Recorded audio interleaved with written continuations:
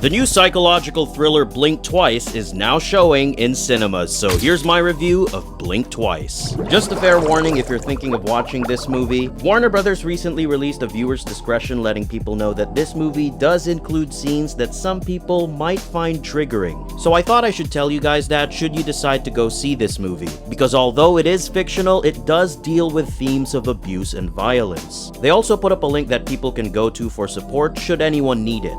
A little something I think a certain gossip girl could learn from next time she thinks about promoting her new movie like it's a rom-com and not a story about domestic violence. But anyway, back to the movie review. Blink Twice follows a waitress named Frida, played by Naomi Ackie, who gets invited by tech billionaire Slater King, played by Channing Tatum, to go to his private island with his friends for a fun little vacation. But strange things start to happen and it's up to Frida to uncover what's really going on. This movie is Zoe Kravitz's directorial debut, and I think she did a really great job with this movie. First off, this movie is visually stunning and it oozes with style. The colors are so vibrant and she put a lot of effort into framing her shots because a lot of the shots in this movie look like they could be framed and put up on a wall. They're dreamy and psychedelic while also emulating this creepy feeling that something isn't right.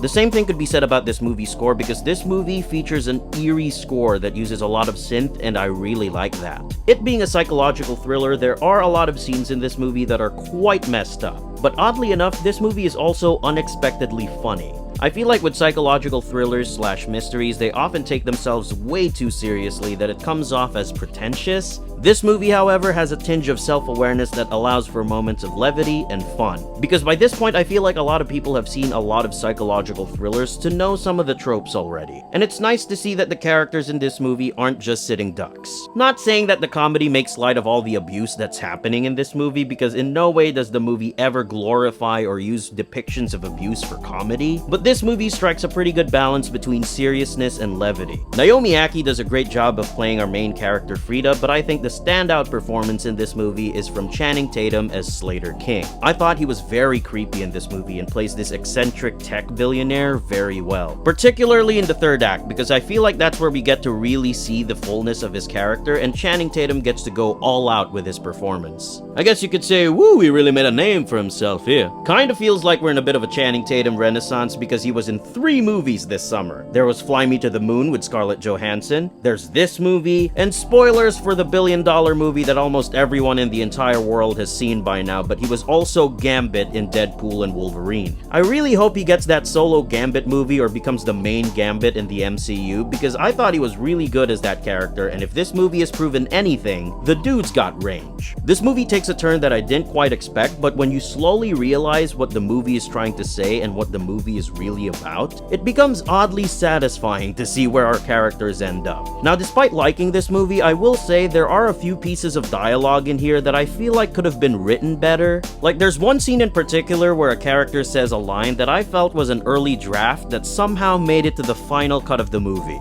But other than that, I thought this movie was really good. I think Zoe Kravitz has a very promising future ahead of her as a director, because as she's demonstrated with this movie, she's got an eye for great and beautiful visuals and a style that really stands out. Overall, I'll say this movie is what Don't Worry Darling wanted to be. And above all else, it's definitely worth a watch.